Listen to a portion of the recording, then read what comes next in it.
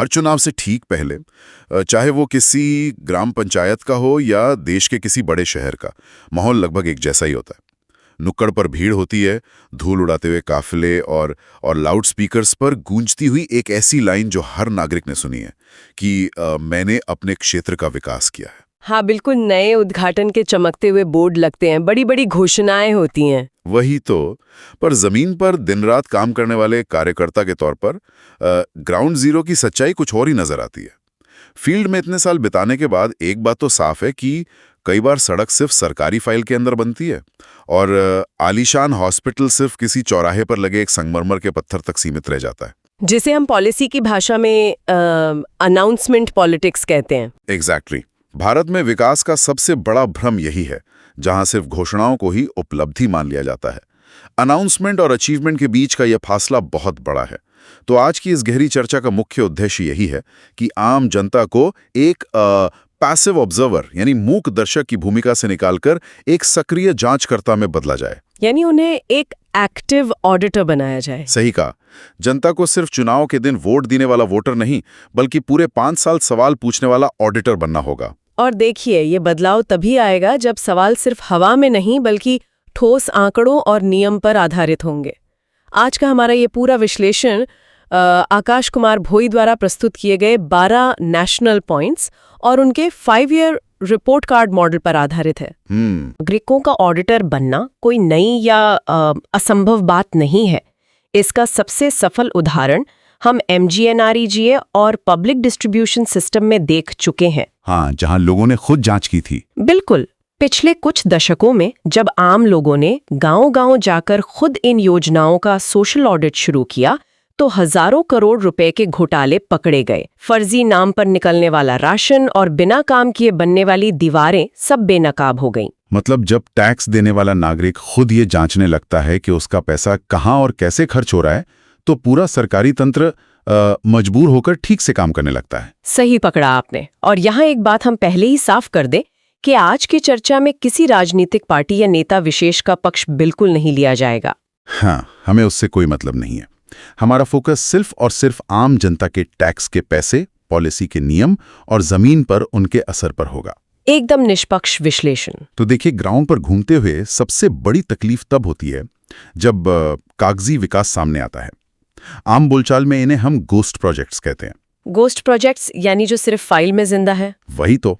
होता क्या है कि इलेक्शन से ठीक 6 महीने पहले नेताजी एक आलीशान चौराहे पर खड़े होकर एक नई स्टेडियम या प्राइमरी हेल्थ सेंटर की घोषणा कर देते हैं। करोड़ों रुपए का बजट सैंक्शन हो जाता है, एक विशाल फाउंडेशन स्टोन भी रखा जाता है और मीडिया में खूब फोटो छपती हैं।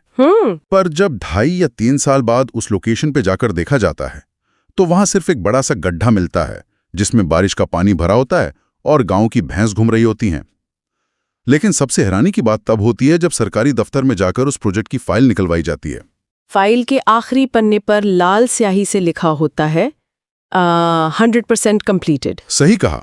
जनता उस गड्ढे को देखकर सोचती रहती है कि काम शुरू क्यों नहीं हुआ, जबकि सरकारी बाबू और ठेकेदार उस प्रोजेक्ट का पूरा पैसा खाकर चुके होते हैं।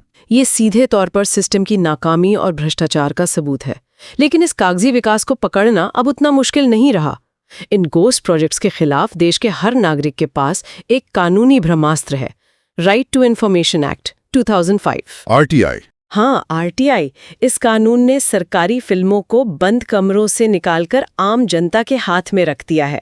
आकाश कुमार भोई के पॉइंट्स के मुताबिक गोस्ट प्रोजेक्ट्स को एक्सपोज करने का एक स्टेप बाय स्टेप प्रोसेस है। इसका पहला स्टेप बहुत ही आसान है, जिसके लिए सिर्फ 10 रुपए की एक RTI एप्लीकेशन लगानी होती है। सिर्फ 10 रुपए? सिर्फ 10।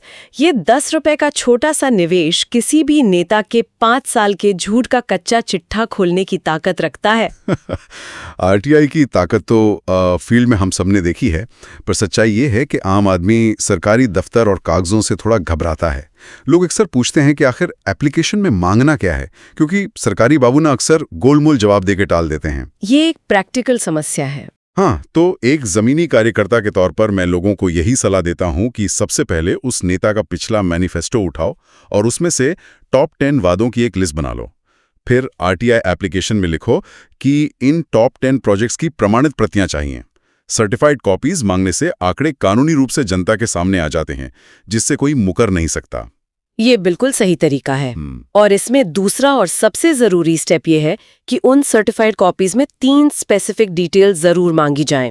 पहला, उस प्रोजेक्ट की टोटल सैंक्शन की गई लागत कितनी थी।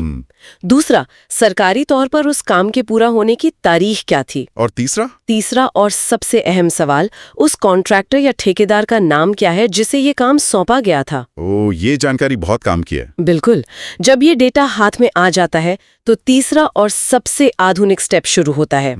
इस जानकारी को वेरीफाई करने के लिए भुवन पोर्टल का इस्तेमाल किया जा सकता है।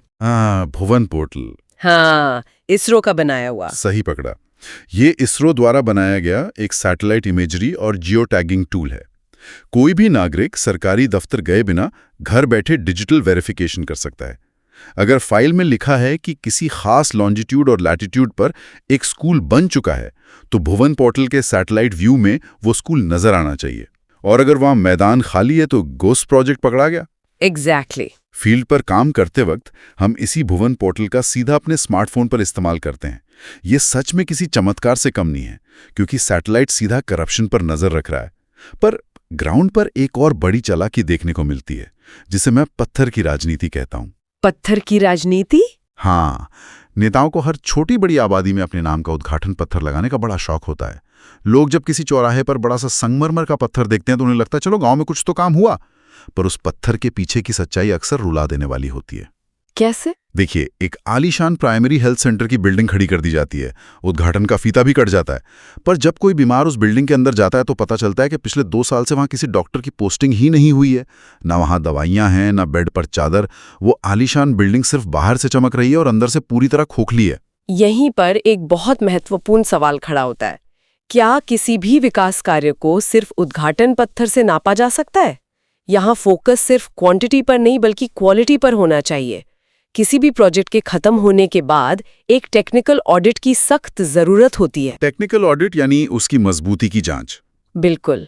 मान लीजिए सरकारी फाइल में एक सड़क पास हुई, ठेकेदार ने रातों रात डामर बिछाकर सड़क चकाचक कर दी और नेताजी ने आकर फीता काट दिया।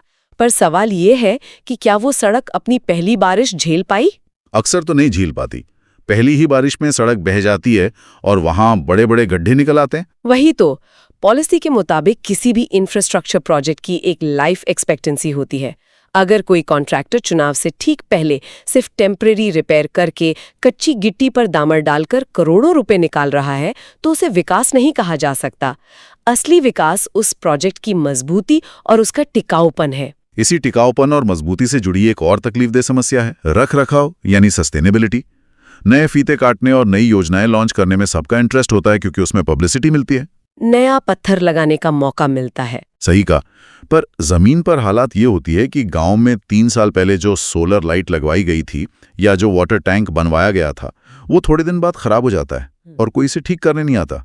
पुराने वाटर टैंक को ठीक करवाने के बजाय ठेकेदार और नेता उसके ठीक बगल में एक नया हैंडपंप पास करवा देते हैं क्योंकि नए प्रोजेक्ट में नया टेंडर निकलता है। ये तो सीधे तौर पर जनता के पैसे की बर्बादी है। सही पॉलिसी तो ये होनी चाहिए कि नए एसेट्स बनाने के साथ साथ पुराने एसेट्स का भी मेंटेनेंस हो। एक खराब पड़े वाटर टैंक के बगल में नया पाइप लगाना कोई सरकारी सफलता नहीं बल्कि टैक्स की सीधी बर्बादी है। अगर इस पैटर्न को ध्यान से समझा जाए तो इसके पीछे एक सोची समझी राजनीति होती है और यहीं से हमारी चर्चा एक बहुत ही मजबूत बहस की तरफ मुड़ती है, ठोस ढांचा और इंसानी विकास के बीच का फर्क। नेता हमेशा सड़क, बिल्डिंग, पुल या किसी भी तरह के कंक्रीट स्ट्रक्चर पर इतना जोर क्यों देते हैं? क्योंकि वो दिखता है। बिल्कुल। इसमें सबसे हैरान करने वाली बात यह है कि ठोस ढांचों को फेक करना और उनसे दिखावा पैदा करना बहुत आसान होता है। इन स्ट्रक्चर से एक विजुअल वैलिडेशन मिलता है। नई बनी हुई दीवार पर चमकता हुआ पेंट या चौराहे पर लगाया गया एक नया बड़ा पत्थर लोगों को दूर से दिख जाता है और एक साइकोलॉजिकल असर डालता है कि विकास हो रहा है। जमीन पर सरकारी नुमाइंदों का आसान रास्ता यही है। सीमेंट और ईंट का ढांचा खड़ा करना आसान है क्योंकि वो सीधा आंखों को दिखता है। पर जो सबसे बड़ा मुद्दा हमेशा फाइल के नीचे दब जाता है वो है इंसानी विकास, जिसे पॉलिसी में ह्यूमन कैपिटल भी कहा जाता है। हाँ, ह्यूमन कैपिटल। देखिए, स्कूल की बिल्डिंग तो खड़ी कर दी, पर क्या अंदर बच्चों को पढ़ाने वाले काबिल टीचर हैं? हॉस्पिटल पर चमकीला बोर्ड तो लगा दिया, पर क्या वहां इमरजेंसी में जिंदगियां बच रही हैं? मुझे लगता है कि असली टेस्ट वहां होता है जहां आंकड़ों को मैनिपुलेट करना लगभग नामुमकिन होता है। मैं पूरी तरह सहमत हूं, और वही ह्यूमन कैपिटल का सबसे कड़वा सच है। ठोस ढांचों के मुकाबले ह्यूमन डेवलपमेंट इंडेक्स यानी HDI को फेक नहीं किया जा सकता। वो कैसे? किसी एरिया में नेता ने वहां के लोगों पर, उनके विकास पर कितना खर्च किया, इसका पता चमकती सड़कों से नहीं चलता। इसका पता इस बात से चलता है कि उस एरिया में इन्फेंट मोर्टालिटी रेट यानी शिशु मृत्यु दर कितनी कम हुई है, वहां के लोगों में शिक्षा का स्तर कितना बढ़ा है, कुपोषण की समस्या में कितना सुधार आया है। ये ऐसे आंकड़े हैं जो रातों रात दीवारों पर पेंट करके नहीं बदले जा सकते। एग्जैक्टली इन आंकड़ों में सुधार सिर्फ तभी आता है जब सच में ग्राउंड पर सालों तक कंसिस्टेंटली काम होता है, हेल्थ वर्कर्स को टाइम पर सैलरी मिलती है और पॉलिसी पूरी ईमानदारी से इम्प्लीमेंट होती है। ये दिखावे की राजनीति से बहुत अलग एक शांत पर असरदार विकास है। अगर नीयत साफ हो तो लोग इंसानी सेहत और शिक्षा पर काम करेंगे, पर सड़कों और बिल्डिंग में टेंडर का खेल चलता है। अब इस सब के पीछे जो सबसे बड़ा कैटलिस्ट है वो है पैसा, फंड्स। हाँ, हर साल मेंबर ऑफ पार्लियामेंट को उनके क्षेत्र के विकास के लिए MPLADS के रूप में 5 करोड़ रुपए मिलते हैं। 5 साल के कार्यकाल में ये 25 करोड़ रुपए बन जाते हैं। इसके अलावा MLA फंड्स भी होते हैं जो अलग अलग राज्यों के हिसाब से मिलते हैं। अब जमीन पर इनएफिशिएंसी का आलम यह है कि सरकारी फाइल में किसी छोटे से नाले या सड़क के लिए 1 करोड़ रुपए अलॉट हो जाते हैं, पर ग्राउंड पर वैल्यू उतनी मिलती नहीं। वही तो, जब वो प्रोजेक्ट ग्राउंड पर उतरता है तो सारे ठेकेदारों और बिचौलियों से गुजरने के बाद आम जनता को उसका फायदा सिर्फ 10 लाख रुपए जैसा महसूस होता है। 1 करोड़ के प्रोजेक्ट में सिर्फ 10 लाख का काम, बाकी का 90 लाख आखिर कहाँ गया? ये फाइनेंशियल सिस्टम का सबसे बड़ा रेड फ्लैग है। उस गायब हुए 90 लाख का पता लगाने के लिए एक सख्त मिडलमैन ऑडिट यानी ठेकेदारों और बिचौलियों की जांच करनी पड़ती है। अक्सर ऐसे सिस्टम में देखा जाता है कि नेता क्या सच में पूरे क्षेत्र का विकास कर रहा है या सिर्फ अपने कुछ खास दोस्तों और 4-5 चुने हुए ठेकेदारों के ग्रुप को अमीर बना रहा है। इस खास ग्रुप को पॉलिसी की भाषा में कोटरी कहा जाता है। कोटरी यानी वही 4-5 लोग जो हर टेंडर उठाते हैं। सही। एक जागरूक नागरिक को सरकारी डेटा में ये देखना चाहिए कि क्या बार बार एक ही कॉन्ट्रैक्टर को या एक ही परिवार की अलग अलग कंपनियों को सारे टेंडर मिल रहे हैं। अगर पूरे ब्लॉक में सारा काम सिर्फ एक ही ठेकेदार को मिल रहा है तो ये आम जनता के विकास का नहीं बल्कि मोनोपोली और करप्शन का सीधा संकेत है। पर एक आम नागरिक इन ठेकेदारों के कॉन्ट्रैक्ट्स और टेंडर की डिटेल्स कैसे निकालेगा? हम लोग फील्ड में देखते हैं कि गांव का एक आम आदमी ब्लॉक ऑफिस या पंचायत भवन में घुसने से भी डरता है क्योंकि वहां कोई सीधे मुंह बात नहीं करता। यहीं पर टेक्नोलॉजी आम नागरिक को सबसे बड़ी ताकत देती है। आकाश कुमार भुई के एनालिसिस में यही हाईलाइट किया गया है कि आज के दौर में सरकारी टूल्स और पोर्टल्स अब सीधे नागरिकों के हाथ में है, उनके मोबाइल स्क्रीन पर। जैसे कि ई-ग्राम स्वराज पोर्टल। बिल्कुल, ई-ग्राम स्वराज जो हर पंचायत का पूरा कच्चा चिट्ठा ऑनलाइन रखता है। इसके साथ ही ई-साक्षी मोबाइल ऐप भी बहुत जल्द पूरी तरह लॉन्च होने वाला है।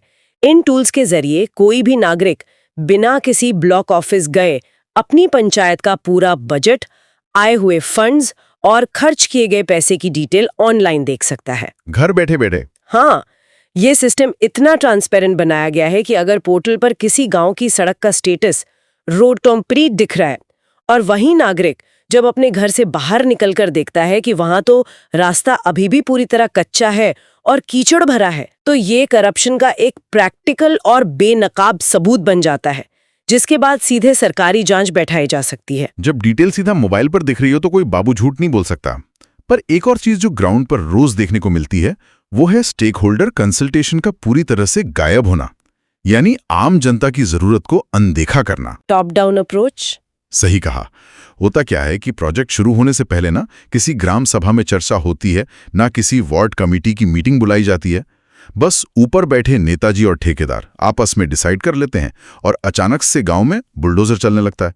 इस टॉप डाउन अप्रोच में नेता की मर्जी चलती है, जनता की नहीं। जबकि आदर्श स्थिति बॉटम अप अप्रोच होनी चाहिए। हाँ, जहां पहले आम जनता के बीच जाकर उनकी सबसे बड़ी जरूरत पूछी जाए और फिर उसके हिसाब से प्रोजेक्ट डिजाइन हो। सोच कर देखिए, अगर किसी आबादी में पीने का साफ पानी नहीं है और वहां लाखों रुपए खर्च करके गांव के बाहर एक नया आलीशान वेलकम गेट बनाया जा रहा है, तो ये विकास नहीं बल्कि जनता के टैक्स की मजाक उड़ाने जैसी बात है। सारी जांच और एनालिसिस का आखिरी मुकाम क्या है? इसका जवाब the ultimate five year report card model में छुपा है। हाँ, जिसका हमने शुरू में जिक्र किया था। बिल्कुल। आकाश कुमार भोई ने एक फाइनल रेटिंग टूल विकसित किया है जो हर नागरिक को अपने चुने हुए प्रतिनिधि का कार्यकाल नापने के लिए इस्तेमाल करना चाहिए। ये प्रोसेस बिल्कुल वैसा ही है जैसे किसी स्कूल में बच्चों को साल के आखिर में 100 नंबर का रिपोर्ट कार्ड दिया जाता है। इस मॉडल में 100 मार्क्स को 6 अलग-अलग महत्वपूर्ण कैटेगरीज में बांटा गया है ताकि एक बैलेंस्ड और साइंटिफिक आकलन किया जा सके। तो ये 100 मार्क्स का रिपोर्ट कार्ड सच में एक ब्रह्मास्त्र बन सकता है। अगर हम इस टूल को ग्राउंड पे नेताजी पर अप्लाई करना चाहें तो ये डिवीजन कैसे होता है और इन 6 कैटेगरीज में किस चीज पर कितना ध्यान दिया गया है? इसका ब्रेकडाउन पूरी तरह लॉजिक और पब्लिक इम्पैक्ट पर आधारित है। सबसे पहले इंफ्रास्ट्रक्चर इम्प्रूवमेंट यानी सड़क, बिजली और पानी की सुविधा को 20 मार्क्स दिए गए हैं। उसके बाद दूसरा हिस्सा है पब्लिक सर्विसेज की क्वालिटी, जिसमें हेल्थ और एजुकेशन शामिल है। इसे भी 20 मार्क्स दिए गए हैं। तो 40 मार्क्स यहाँ हो गए। तीसरा है फंड यूटिलाइजेशन यानी सालाना आने वाले करोड़ रुपए का सही और पूरा इस्तेमाल हुआ या नहीं, इसके लिए 15 मार्क्स तय किए गए हैं। चौथा महत्वपूर्ण बिंदु है प्रॉमिस फुलफिलमेंट यानी जो चुनाव से पहले मैनिफेस्टो में बड़े बड़े वादे किए थे, क्या वो पूरे हुए? इसके 20 मार्क्स हैं। पांचवा है पब्लिक सेटिस्फैक्शन यानी इन सब कामों से आम जनता कितनी खुश है, उसके 15 मार्क्स हैं। और आखिरी 10 मार्क्स? आखिर में एक बहुत ही जरूरी कैटेगरी आती है लीडर प्रेजेंस, जिसके 10 मार्क्स सटीक रूप से दिए गए हैं। ये लीडर प्रेजेंस वाला पॉइंट तो बहुत इंटरेस्टिंग है। जमीन पर लोग हमेशा यही शिकायत करते हैं कि नेताजी वोट मांगने तो हाथ जोड़कर घर घर आए थे, पर चुनाव जीतने के बाद 5 साल तक क्षेत्र में अपनी शक्ल नहीं दिखाई। वही आकलन करना है यहाँ। क्या नेता किसी आपदा के समय या बाढ़ या बीमारी के वक्त अपनी जनता के बीच मौजूद था, या फिर सीधा अगले चुनाव में नजर आया? इसके 10 मार्क्स तय करते हैं कि लीडर आम लोगों से कितना जुड़ा हुआ है। पर जब नागरिक इन कैटेगरीज पर मार्क्स दे रहे हों तो कुछ और बारीकियों का ध्यान रखना पड़ेगा जो भूई के टूल में एक्सप्लिसिटली बताए गए हैं। बिल्कुल सही पकड़ा आपने। मार्क्स देते वक्त नागरिक को 4 पैरामीटर्स अपने जहन में रखने होंगे। पहला है फंक्शनैलिटी, क्या जो स्कीम या बिल्डिंग बनाई गई है वो चालू हालत में है। दूसरा है क्वालिटी, क्या प्रोजेक्ट सच में मजबूत बनाया गया है या सस्ते सीमेंट से खड़ा कर दिया गया है। तीसरा है मेंटेनेंस, क्या नए प्रोजेक्ट के साथ साथ पुराने स्ट्रक्चर्स का रखरखाव ठीक से हो रहा है। और चौथा और सबसे अहम है पब्लिक नीड, क्या सच में उस जगह पर उस चीज की जरूरत थी भी या सिर्फ किसी ठेकेदार का फायदा करवाने के लिए टेंडर निकलवा दिया गया। जब कोई नागरिक इस पूरे मॉडल का ईमानदारी से इस्तेमाल करता है तो उसके सामने एक टोटल स्कोर आता है। अगर नेता का स्कोर 80 से ऊपर आता है तो ये एक बहुत स्ट्रांग परफॉर्मेंस मानी जाएगी। इसका मतलब वहां सच में जनता की भलाई के लिए ठोस काम हुआ है। और अगर स्कोर कम आए तो? अगर ये स्कोर 50 से कम रह जाता है तो साफ तौर पर ये सिर्फ और सिर्फ घोषणाओं की राजनीति है। वहां पेपर पर तो विकास का ढोल पीटा गया है, पर ग्राउंड रियलिटी पूरी तरह जीरो है। इस रिपोर्ट कार्ड का एक आखिरी और मजबूत हिस्सा मैं मानूंगा कि बिफोर वर्सेस आफ्टर का कंपैरिजन होना चाहिए। नागरिकों को खुद से पूछना होगा कि ठीक 5 साल पहले उनके क्षेत्र की क्या हालत थी और आज क्या ग्राउंड पर सच में बदलाव आया है। हाँ, कंपैरेटिव एनालिसिस। क्या गांव से शहर या फैक्ट्री तक जाने का ट्रैवल टाइम सच में कम हुआ है? क्या खेत में सिंचाई का पानी पहुंचने लगा है? क्या इलाज ना मिलने की वजह से होने वाली मौतों का आंकड़ा गिरा है? क्या गांव के युवाओं का रोजगार के लिए होने वाला पलायन रुका है? अगर इन सब सवालों के जवाब हाँ हैं, तब जाकर हम कह सकते हैं कि सरकारी फाइल वाला विकास सच में जमीन पर उतरा है। सही विश्लेषण है ये। इन तमाम बातों का आखिरी निचोड़ यही निकलता है कि अगले चुनाव में ईवीएम का बटन दबाते वक्त वोटिंग का आधार भावनात्मक, धार्मिक या जातिगत बिल्कुल नहीं होना चाहिए। एक मजबूत लोकतंत्र में चुनाव पूरी तरह से परफॉर्मेंस बेस्ड यानी नेता के जमीनी प्रदर्शन पर आधारित होना चाहिए। मैं पूरी तरह से आपकी इस बात से सहमत हूं। लोकतंत्र सिर्फ चौराहों पर झंडे लगाने और जोरदार नारे लगाने से ताकतवर नहीं बनता। भारत का लोकतंत्र तब अपनी असली ताकत दिखाएगा जब देश का एक आम नागरिक टैक्स देने के साथ साथ ग्राउंड पर जाकर सरकारी कामों की सच्चाई की जांच करेगा। हाँ, ऑडिटर बनेगा। बिल्कुल।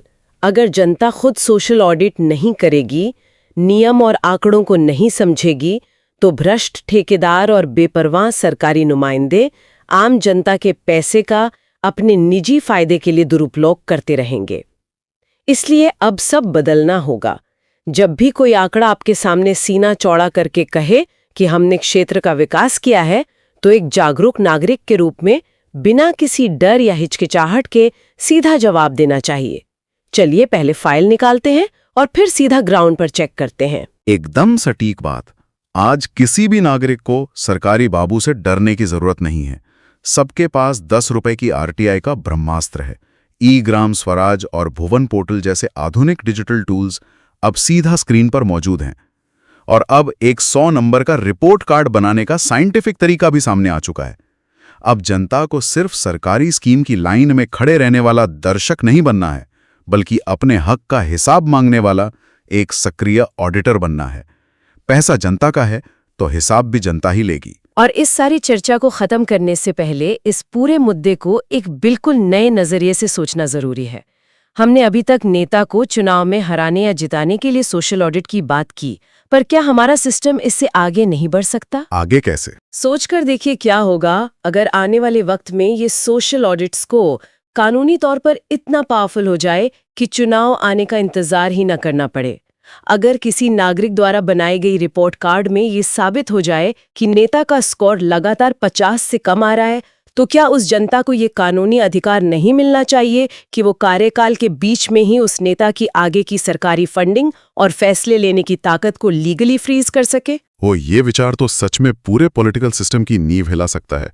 सोचिए, अगर जनता को सिर्फ 5 साल में एक बार वोट देने का अधिकार ना हो, बल्कि किसी भी वक्त नेता के फंड रोकने का बटन भी जनता के पास आ जाए, तो असली बॉस आखिर कौन होगा? ठेकेदार नहीं, बल्कि आम आदमी। तब जाकर 100% लोकतंत्र कैसा दिखेगा? ये एक ऐसा सवाल है जिस पर नियम बनाने वालों और आम नागरिक दोनों को गौर करना चाहिए। हमारी इस गहरी चर्चा से बस यही उम्मीद है कि लोग इस पर चिंतन करें, अपनी पंचायत और नगर निगम के आंकड़े निकालें और अपने इलाके के सबसे पहले सोशल ऑडिटर बनकर सामने आएं। ग्राउंड रियलिटी चेक करते रहिए और नेताओं से सच्चे सवाल पूछते रहिए।